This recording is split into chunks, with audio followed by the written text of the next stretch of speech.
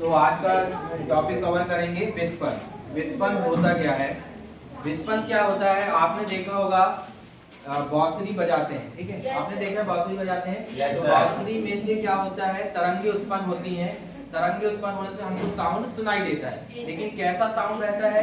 कहीं पे जो तरंग की आवृत्ति रहती है अधिक होती है, कहीं पे निम्न होती है। मतलब तरंग में कैसा होता है, उतार और चढ़ाव होता है।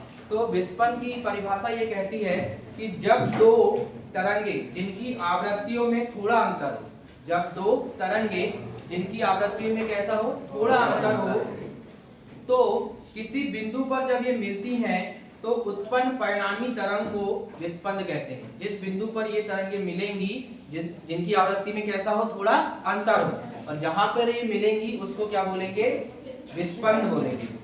और इसकी विशेषता ये होती है कि दोनों तरंगे समान दिशा में संचालित होनी चाहिए। दोनों तरंगे समान दिशा में संचालित होना चाहिए।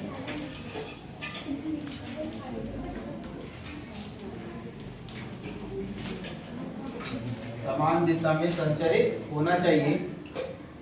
इसको हम एक डायग्राम की सहायता से समझेंगे कि आखिर ये कैसे होगा। तो देखिए इसका डायग्राम बनाते हैं। यदि यहाँ पर देखिए आप, एक ध्वनि तरंग इस प्रकार से निकली है और ऐसे गति कर रही है, ये ऐसे गति कर रही है, ठीक है। तो ये पहली तरंग हो गई। अब इसी में दूसरी तरंग लेंगे, लेकिन विस्पंद की कंडीशन क्या है कि दोनों तरंगों में अंतर कैसा होना चाहिए, बहुत थोड़ा मतलब कम अंतर होना चाहिए। तो देखिए यहाँ पे एक तरंग निकालते हैं इस प्रकार से, जिसकी आवृत्ति में अंतर कैसा होगा, थोड़ा। इस प्रकार से गति करेगी।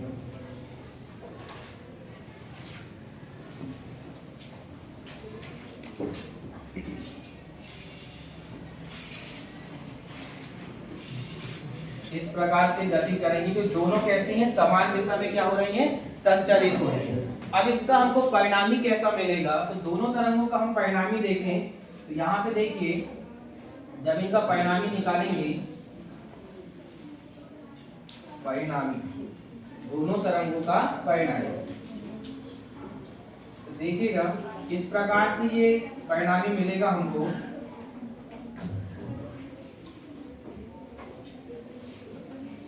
कहीं पे ज्यादा होगा, कहीं पे कम होगा, कहीं पे ज्यादा होगा, कहीं पे कम होगा।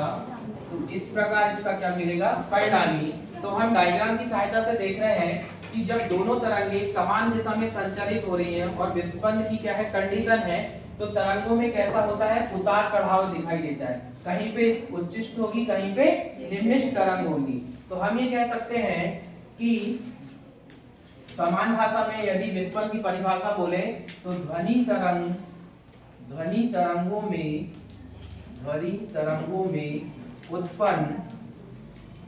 तरंगों में उत्पन्न उतार चढ़ाव को क्या बोलेंगे, विस्पंद कहते हैं।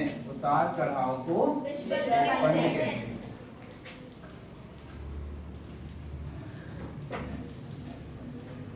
इस प्रकार समान भाषा में इसकी क्या बन जाएगी, परिभाषा, कि ध्वनि तरंगों के उतार चढ़ाव को क्या बोलेंगे, विस्पंद बोलेंगे। हमने एग्जांपल अभी लिया था, जैसे बांसुरी में क्या होता है, कहीं कहीं पे ऐसे उंगली रखते हैं ना, ताकि उसकी जो तरंगे वो कैसी हो जाए, निम्निष्ट हो जाए, अर्थात ध्वनि कैसी आए, कम आए, ठीक है।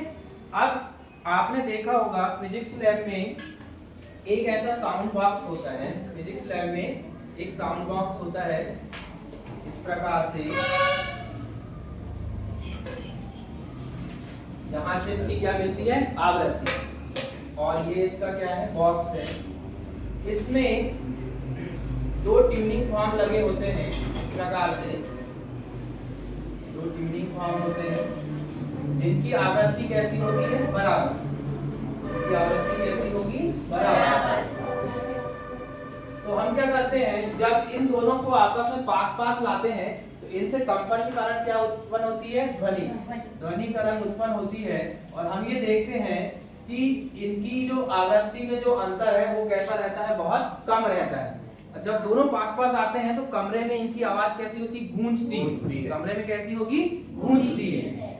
तो हम ये कह सकते हैं कि विस्पंद में ध्वनि तरंगों में जो अंतर है उनका अंतर थोड़ा कम होता है, बहुत कम होता है।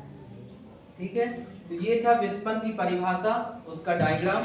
अब हमको क्या करना है, विस्पंद के लिए गणितीय विवेचना करना है। क्या करना है, गणितीय विवेचना। इसके विस्थापन का क्या निकालेंगे, तरंग समीकरण। तो उसको निकालते हैं।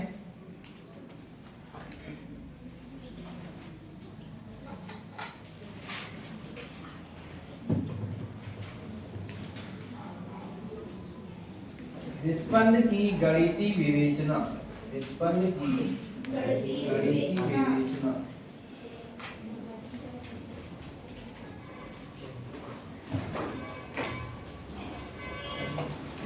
डस्टर कहाँ है? विस्पंद की गणितीय विवेचना। सबसे पहले क्या लेंगे, पहली तरंग का समीकरण लेंगे। पहली तरंग का समीकरण हो जाएगा y1 = a sin omega 1 t। ये हो जाएगा पहली तरंग का समीकरण। दूसरी तरंग का समीकरण लेंगे y2 = a sin omega 2 t। ठीक है, इसमें थोड़ी कैलकुलेशन मैथ्स की ज्यादा है, इसलिए ध्यान से इसको समझिएगा। ठीक है, तो y1 पहली तरंग के लिए क्या हो गया, a sin omega 1 t, y2 a sin omega 2 t। क्योंकि हम जानते हैं, हमने फार्मूला पढ़ा है किसका, ओमेगा का। ओमेगा बराबर होता है 2 पाई अपॉन पे क्या होता है, t। यही फार्मूला होता है ओमेगा का, 2 पाई अपॉन पे t। यदि हम 1 अपॉन t की जगह में क्या रख दें, आवृत्ति का मान, तो ये क्या हो जाएगा 2 पाई n। ओमेगा बराबर क्या हो जाएगा, 2 पाई n। 1 अपॉन t किसके बराबर हो जाएगा, आवृत्ति के बराबर। आवृत्ति का फार्मूला यही होता है ना। Yes sir. तो इस ओमेगा की जगह पे अब हम क्या रख देंगे, 2 पाई n। तो इसको रखते हैं, यहाँ पे क्या हो जाएगा, a sin ओमेगा की जगह में रखेंगे 2 पाई n1। क्या रखेंगे, 2 पाई n1 और t जैसे का वैसा। यहाँ पे भी सेम ऐसा ही हो जाएगा, a sin 2 pi n2 t। ऐसा हो जाएगा। ओमेगा की जगह में क्या रख देंगे, 2 पाई n। जहां पे n1 व n2 क्या होंगे, n1 व n2 दोनों ध्वनि तरंगों की क्या हो जाएगी, आवृत्ति। दोनों क्या हो जाएगी, ध्वनि तरंगों की आवृत्ति।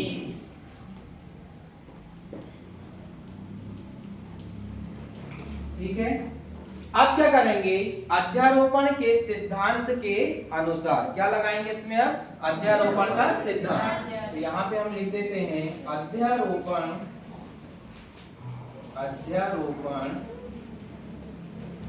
के सिद्धांत अनुसार।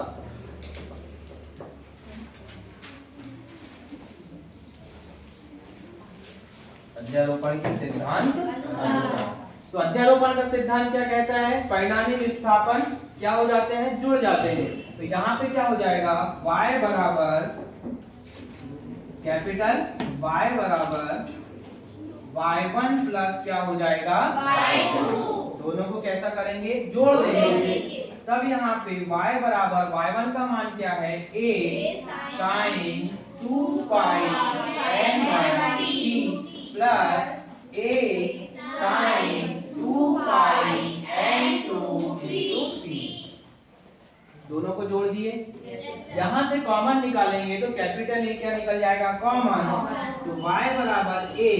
आप ये मत सोचना कि यहाँ से 2 पाई और t भी दिख रहा है तो ये भी कॉमन निकल जाएगा, नहीं, क्योंकि वो किसके साथ लिखा हुआ है, साइन के साथ। तो यहाँ से कॉमन क्या निकलेगा, केवल a। तो यहाँ पे कितना बचेगा, साइन 2 पाई n1 t प्लस साइन 2 पाई n2 इंटू ये बच गया। अब क्या करेंगे, यहाँ पे एक फार्मूला लगाएंगे जो क्या किसका फार्मूला आएगा त्रिकोणमिति में, फार्मूला होता है साइन a प्लस बी का। किसका फार्मूला होता है साइन a प्लस b का। तो देखिए फार्मूला क्या होगा, बराबर साइन टू साइन फार्मूला होगा टू साइन, एक कोष्टक में आएगा a plus B by two, कितना आएगा a plus B by two into cos a minus B by two. ये किसका फार्मूला है साइन a प्लस b का। तो हम देख रहे हैं हमारे पास जो ये निकल के आया है, इसमें देखिए यहाँ पे ये क्या बन जाएगा a साइन a, कौन सा बनेगा 2 पाई n1 t, ये क्या बन जाएगा a, और 2 पाई n2 इंटू t क्या बन जाएगा b।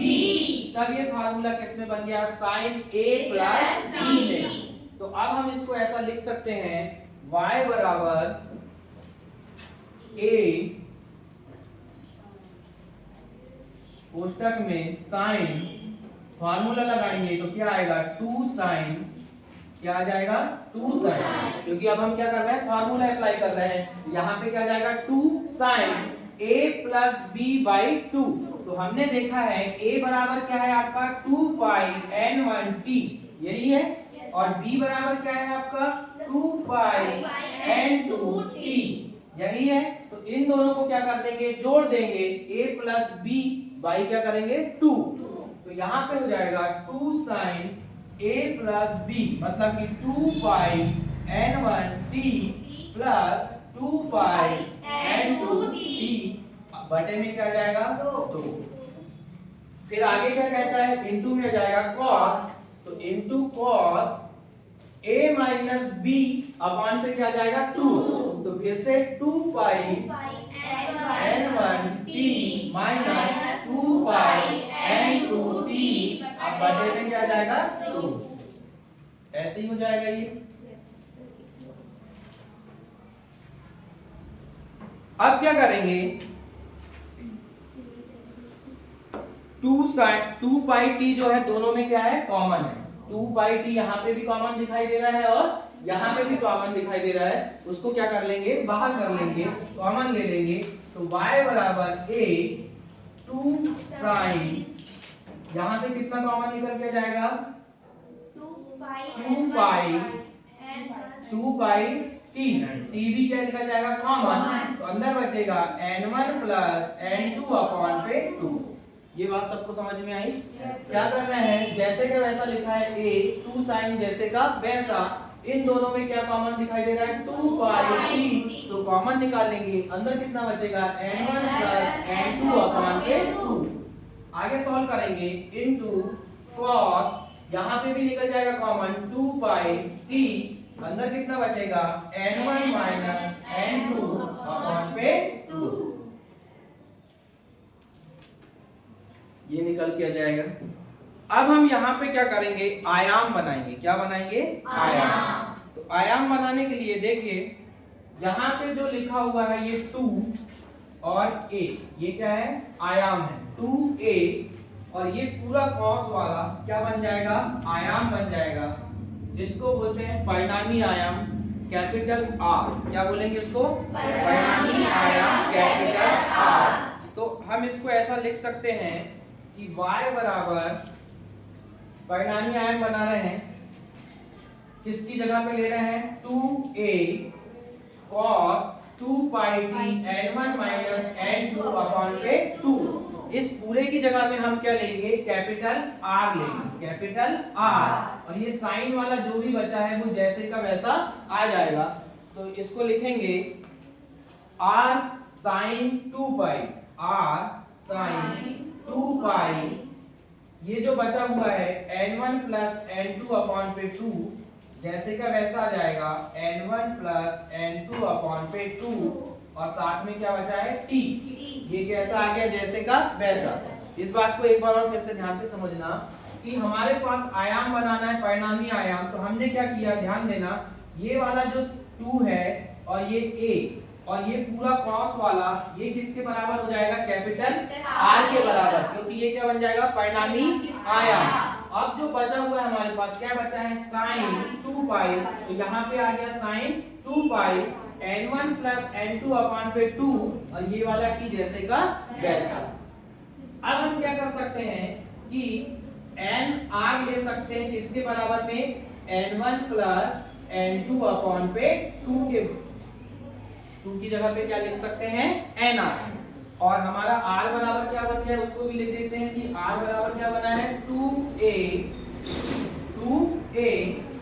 cos 2 पाई t n1 माइनस n2 अपान पे 2। तो ये हमारा किसके बराबर है r के बराबर है, और n1 प्लस n2 को हम क्या लिख सकते हैं nr।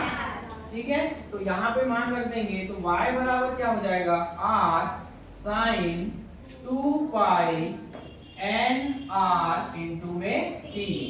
ये क्या बन जाएगा व्युत्पन्न की ये परिणामी विस्थापन का समीकरण यहाँ पे लिख देंगे, जहां r बराबर क्या होगा परिणामी आयाम, परिणामी आयाम है, जहां r बराबर क्या है परिणामी आयाम।